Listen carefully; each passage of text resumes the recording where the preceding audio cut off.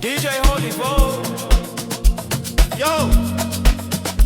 You're locked into Point 5 Creative Studios, where Africa's stories aren't just told, they're produced. News, politics, entertainment, films that move the continent. We bring the truth, the fire, the creativity. Your world, powered by African storytelling. Point 5 Creative Studios. Point 5 Creative Studios. Point 5 Creative Studios. Point 5 Creative Studios. Point 5 Creative Studios.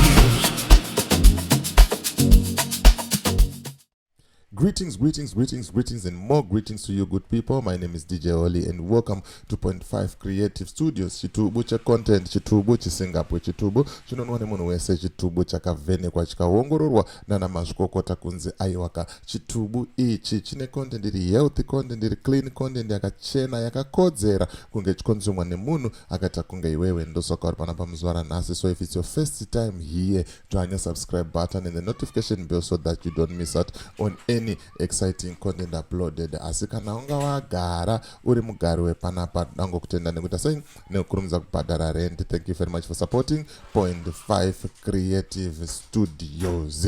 Right, hanzina kila zivu wiki rino iri svondo rino iri haripere mumwe anenge adzingwa basa. Wiki rino iri haripere mumwe anenge adzingwa basa. Vavakanda futi zvikanzi general varova pasi. General vaita sei varova pasi. Zvine zvivadzoka zvakare zvikanzi hazvina kumira zvakanaka. Hazvina kutombomira zvakanaka, zvinhu hazvisi kufamba. Hanzi nevafundisi vatodedzwa vatovepo. Ndonyaya yandangoya nayo, just a quick update kuti ndikuzivise kuti hanzi kuState House uko zvinhu hazvina kunyatsomira zvakanaka. Saka ndisandapinda munyaya yangu zvizere ndokuti kana une bhizimusi raunaro rauda kushambadzirwa ndibate nhamba dzangu ndo dziri pascreen idzo. Kana une nyaya yaunayo yauda kuti tifambire ndibate futi pasame number ipapo. Rega tinzwa kuti zviri kunzi chiko nakila zivhu zvikanzi vice hanzi hazvina kumira zvakanaka. Pangangoita Mariro, vafundisi hanzi vatoveko. Let's pray for the best. Hazvina kumira zvakanaka. Pangangoita Mariro, vafundisi hanzi vatoveko. Let's pray for the best. Ndonyaya iripo iyo iri kutaurwa nakila zivhu. Sezvamunongoziva isusu hatina kana chatinobika, tinongozvitora zvakadaro touya nazvo kwamuri tokupai. Hanzi chedu kubvonga chete, imi motaura kuti chii zviri kufamba sei. Zvikanzi what happened to your posts kuti pane achadzingwa this week. Ndiani akazodzingwa? Accountability inodiwa.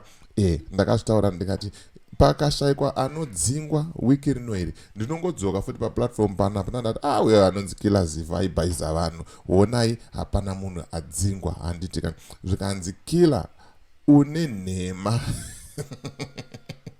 Hanzi une nhema aiwa kushaya zvekuita here, kutsvaga malikes here, chiko hatikwanire. Hanzi ari kutsvaga malikes here uko vana, ari kutsvaga zvigunwe kuti aite sei, kuti apinde amene kuti zviri kufamba sei uye zvakamira sei. Ndo zviri kutaurwa panapa.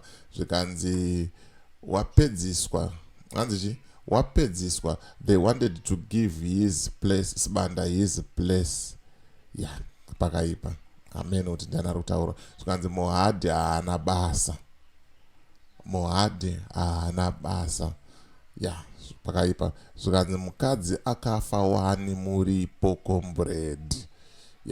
Pakutaurwa nyaya yachimama ndizoziva kuti zviri kukwana papi uye zvakamira sei. Saka ndiani ari kutaurwa kunzi hakuna kumira zvakanaka?